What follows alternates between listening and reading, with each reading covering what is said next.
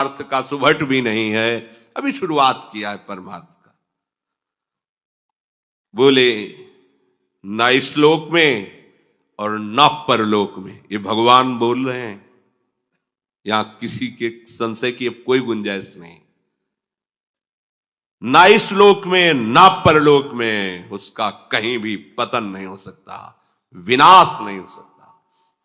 ना मूत्र विनाशस्तस्य, कोई सामर्थ्य ऐसी नहीं रखता। ये बहुत आनंद की बात है। आप जैसे भी जितना भी प्रयास कीजिए आगे बढ़ने का, लेकिन निराश और हताश होने की कोई गुंजाइश नहीं। अभी वो त्याग और तपस्या की चरम अवस्था को नहीं प्राप्त है, शुरुआत है भजन का। देवर्षि नारद जी ने भी श्रीमद् भागवत में कहा है कि जो सब धर्मों का त्याग करके एकमात्र श्री भगवान के आश्रित हो गया और भजन प्रारंभ किया है, अभी भजन परिपक्व अवस्था को नहीं पहुंचा और वो गिर जाता है, पतित हो जाता है, तो उसका कोई भी पतन करने में समर्थ नहीं, क्योंकि भगवान है, रक्षा करते हैं, उसकी दुर्गति नहीं होगी। वो ऐसे संयोग को प्राप्त होता चला जाएगा जो बड़े बड़े पुण्यात्माओं को भी नहीं मिलता। अभी भजन प्रारंभ किया केवल बस, और भ्रष्ट हो गया, उसकी वो गति होगी जो बड़े बड़े पुण्यात्माओं की भी नहीं होती।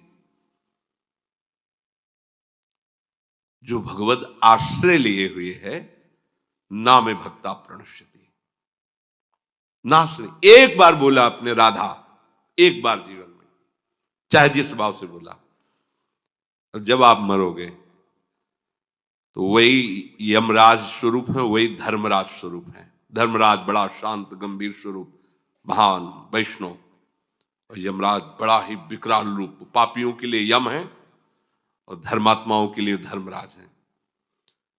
उनके रजिस्टर में जितना सब कुछ भरा हुआ है, एक राधा नाम बोला, राधा, अब सामर्थ्य नहीं है उनकी कि एक नाम का हिसाब कर सके, क्योंकि महान वैष्णवाचार्य हैं, वो भी द्वादश वैष्णवों में महाभागवत में श्री धर्मराज जी भी आते हैं।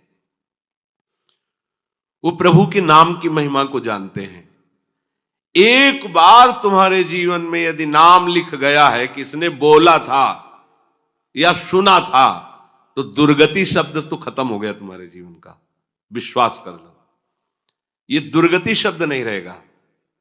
एक नाम, बस सबसे बड़ी बात है कि इस पर विश्वास की आवश्यकता है। बिन विश्वास भगति नहीं, ते बिन द्रवहि न राम, राम कृपा बिन सपने जीवन लह विश्राम। एक बार आपने जो भगवान नाम लेना शुरू किया, तो नाश शब्द तो आपके जीवन से गया। जो नाना प्रकार की दुर्गतियां हैं, विश्वास करो नहीं होगी, दुर्गति नहीं हो सकती। भगवान कह रहे हैं नैवेह नामुत्र विनाशस्तस्य विद्यते, नहीं, उसका विनाश नहीं हो सकता। फिर होगा क्या? दुर्गति तो नहीं होगी। भगवान कहते हैं कि उसने निश्चय किया है ना, मैं भगवत मार्ग में चलूंगा, बस इस निश्चय के कारण उसका कभी भी नाश नहीं हो सकता, दुर्गति नहीं हो सकती। मैं भगवत मार्ग में चलूंगा, अब चल नहीं पा रहा, लड़खड़ा रहा है, गिर भी पड़ता है, राहत न प्रभु चित चूक किए की, करत सुरत शैबार ही की। प्रभु बाहरी बात नहीं देखते, हृदय की बात को। हम चलना चाहते हैं पर चल नहीं पाते, यह हमारी असमर्थता है, पर हम पाना चाहते हैं। इस बात को प्रभु केवल जानते हैं, दूसरा नहीं। दूसरे तो सद्गुणों के महत्व को जानते हैं, उसको नजर में जच जाए तो तुम महात्मा हो, नजर से फेल हो जाए तो चाहे जितने बड़े महात्मा हो तुम। प्रभु आंतरिक विषय को देखते, ये मेरे मार्ग में चलना चाहता है, पूर्वाभ्यासवश, मेरी माया की प्रबलतावश ये आगे नहीं बढ़ पा रहा है, नाश नहीं होगा, पतन शब्द नहीं उसके जीवन में होगा। न में भक्ता प्रणश्यति। जैसे महाराज भगवान ऋषभदेव जी के पुत्र भरत जी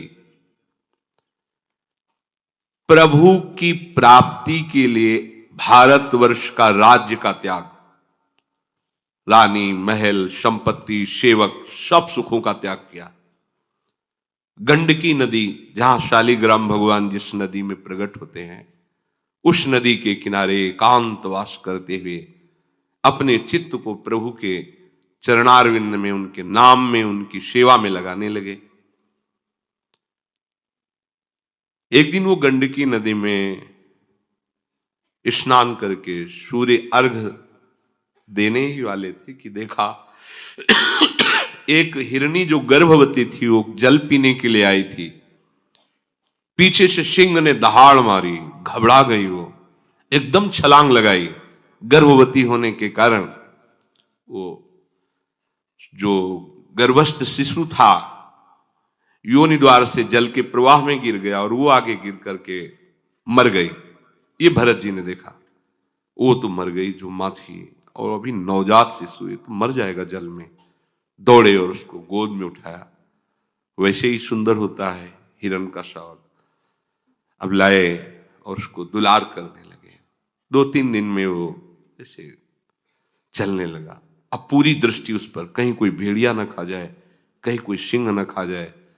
नहीं नहीं, ये मेरी शरण में है, इसका कोई नहीं है। अब उसको गोद में ले हुए कोमल कोमल घास लेके उसको पवाते हैं। ये कोई गलत कार्य नहीं किया इन्होंने, ऐसा ही करना चाहिए। कोई भी भक्त हृदय धर्मात्मा वो ऐसा कैसे देख सकता है कि वो जीव मर रहा है और हम उसे जाने दें। जहां तक हो सके हमें प्रयास करना है उसके दुख दूर को, उसको बचाने का, उसको सुख देने का, पर बराबर नहीं, उस पर आसक्त नहीं हो जाना। इसलिए सेवा करनी है पर ममता नहीं, निर्ममो निरहंकारा, अहंकार नहीं कि मेरे द्वारा इसका भरण पोषण होता है। सेवा करनी पर उससे ममता नहीं रखनी, ये परमार्थ के साधन की कसौटी है। सेवा करनी पर ममता नहीं रखनी, गलत हो गया यहां। सेवा की और ममता कर ली। अब वो बड़ा हो गया था, वो अपने झुंड में चला जाए जैसा, उससे निरपेक्ष होना चाहिए था। उसका जीवन क्या प्रभु जाने। 2-4-10 दिन उसको संभाल दिया और छोड़ दिया, पर ऐसा नहीं हुआ, आसक्त हो गए। अगर वो आंख मूंद के ध्यान भी करना चाहते तो हिरन ही ध्यान में आता हो, ऐसे खोल के देख लेते हैं कि कहीं उसको कोई जीव खा ना जाए। कभी कभी वो ध्यान में है, छोटे छोटे सींगों से ऐसे उनको बड़ा सुख मिलता। पुत्र परिवार का जिस लक्ष्य की प्राप्ति के लिए त्याग किया, उसी लक्ष्य में ये बाधा खड़ी हो गई और वो समझ नहीं पा रहे। कभी गले में उसको ऐसे बैठाल के जैसे अपने बच्चों के साथ दुला, ऐसे वन में। अब सारा का सारा समय उसी हिरन के साथ। बड़ा वियोग वर्णन है उसमें, जब वो चला गया अंतिम समय उसी हिरन में आसक्त होते हैं। छूट गया, देखो मार्ग छूट गया, एकदम भजन छूट गया। भागवत में लिखा है जिस भजन के लिए उन्होंने सब का त्याग किया, उसी भजन का त्याग कर दिया। एक क्षण भी भजन नहीं कर रहे, बस उसी हिरन के बच्चे के साथ। अंतिम समय में उसी हिरन का ध्यान करते हुए उनका प्राण छूटा। अब क्या होना चाहिए था? दुर्गति होनी चाहिए थी? नहीं, ऐसा नहीं हुआ। जब हिरन बने तो पूर्ण ज्ञान प्रकाश में है। ओह, मेरी दुर्गति अर्थात उस उत्तम मानव देह से जो भगवत प्राप्ति की साधना कर रहे थे, उसमें विक्षेप और मैं हिरन के शरीर में आ गया। अब नहीं, जिस दोष के कारण हमारा ये पतन हुआ, अब नहीं। अपनी मां को छोड़ दिया, बच्चा हिरन वही गंडकी नदी के पास है। हरी घास नहीं खाते, कहीं ममता ना हो जाए, बड़े सावधान। अपने शरीर को उसी गंडकी नदी में खड़े करके जो पूर्व में मंत्र जप रहे हैं वही मंत्र जप रहे हिरण के शरीर में, वैसी साधना प्रारंभ। क्या पतन हुआ? भगवान के आश्रित परमार्थ में चलने वाला पथिक कभी भी पतित नहीं होता। जो बड़े बड़े परमहंसों की स्थिति होती है हिरण की स्थिति है। गंडकी नदी में शरीर को खड़ा किए, मंत्राकार वृत्ति, हरी घास भी नहीं, सूखे तृण पत्ते खाते हैं जिससे राग ना हो जाए।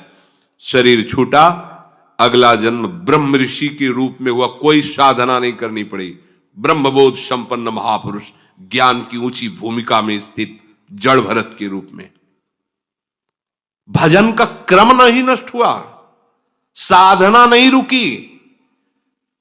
ये मार्ग ऐसा नहीं 100 बार बोला है तो अब 101 बार शुरू होगा, 99 नहीं होगा।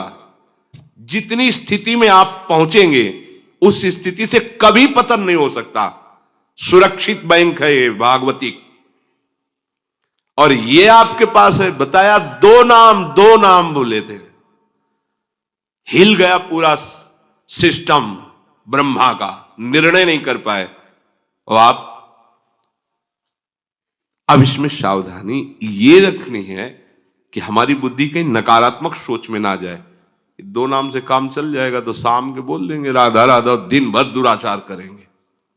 ऐसा नहीं। जिस नाम की इतनी महिमा है हम उस नाम को कभी छोड़ेंगे ही नहीं। हम ऐसे मार्गों का क्यों चयन करेंगे जिसमें हमें आनंद की अनुभूति ना हो? हम लोग क्या है कि अपने मन बुद्धि को नकारात्मक सोच में ले जाते हैं, प्रतिकूल ले जाते हैं कि जब इतनी महिमा, एक बार ये पाठ कर लेंगे, एक बार ये नाम ले लेंगे और खूब खुला जो मनावे सो पापाचरण करो, क्योंकि भगवान कहते हैं अहम तो आम सर्व पापेभ्यो मोक्षयिष्यामि मा शुचा, मैं तुम्हें पवित्र कर दूंगा। फिर ऐसे करने में बात तो बनेगी ही, प्रभु तो बनाएंगे ही, पर दंड मिलेगा आपको। इस उद्दंडता का आपको दंड मिलेगा। अगर आप फिसल जाते हैं चलते चलते तो फिसलना भी आपकी चढ़ाई में आ जाएगा। देखो फिसल गए ना हिरण के उसमें, पर हुआ क्या? परमार्थ तो नहीं रुका, स्थिति तो बढ़ती ही चली गई। वो ऐसे महापुरुष के रूप में प्रकट हुए जो कृतकृत्य और परम महामहिम मोक्ष पद अधिकृत जन्म से ही